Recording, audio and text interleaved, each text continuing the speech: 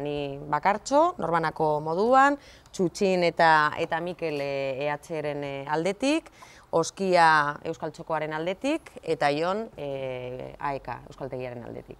Helburu argi batekin bildu gara. Arrotxapean Euskararen normalizazioa abian jarriko duen prozesu estrategiko bati ekitea.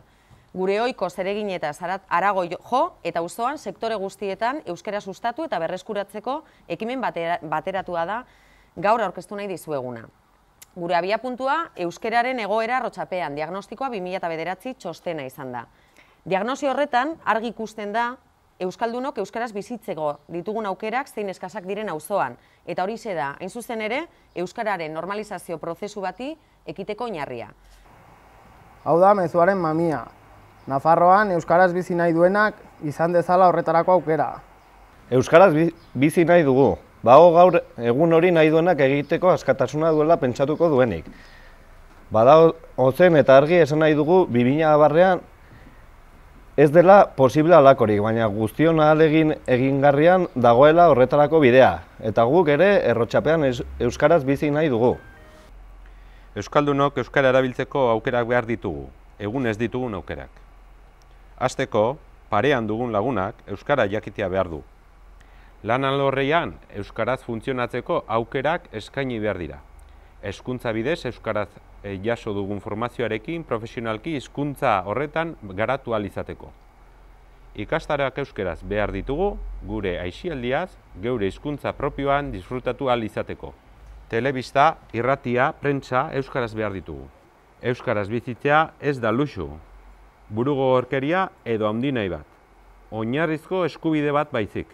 Azken batian, euskaldunok geure herrian gure hizkuntza bizitzea eskatzen dugu. Ez gehiago, ez da gutxiago ere. Berdintasunez bizi nahi dugu Arrotxapean. Erdaldunen aukera berdinak nahi ditugu euskaldunentzat. Ederki ezagutzen dugu Iruñeko udalak eta Nafarroko gobernuak euskararekin, euskaldunen komunitatearekin alegia duen beligerantzia eta bazterkeria. Arrotxapeako euskalgintzak auzoko eragile, entitate eta norbanakoei testuinguru honetan egin nahi dizue enplazamendua euskarak bere garapen osoa lor dezan. Arrotxapear guztiok berdinak izan gaitezen.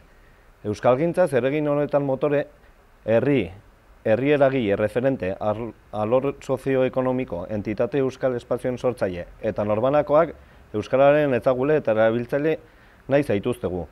Eta horretarako auzoan dinamika bateratu eta parte hartzaile bat abian dugula iragarri nahi dizuegu lanerako grinez. Hasteko, abenduaren 17an hainbat kolektibo eta sektorerekin batzar bat egin genuen. Eta bertan, auzoan euskarak duen egoeraren inguruko hausnarketa burutu genuen. Bai, eta beharrak eta lehentasunak identifikatu ere. Batzar horretan, egindako hausnarketa baliatuz, bilgune honetako partaideok euskararen normalizazioa bultzatzeko plangintza bat diseinatu dugu.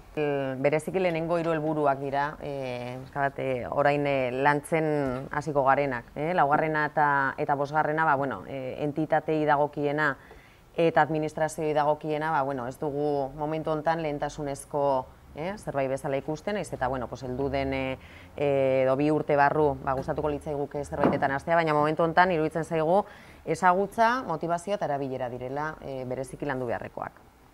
Heldu den ikasturterako prestatutako ekintzak xeheago eskuratu ahal izango dituzue, saiatuko gara, hau beste modu batean ere zabaltzen, eta badaukagu leiho bat, batzuek ezagutzen duzue, arrotxapeakoeuskalgintza.blogspot.com. Momentuz, hori da, segidan, Errotaberri elkartean ardo dastaketa bat antolatu dugu.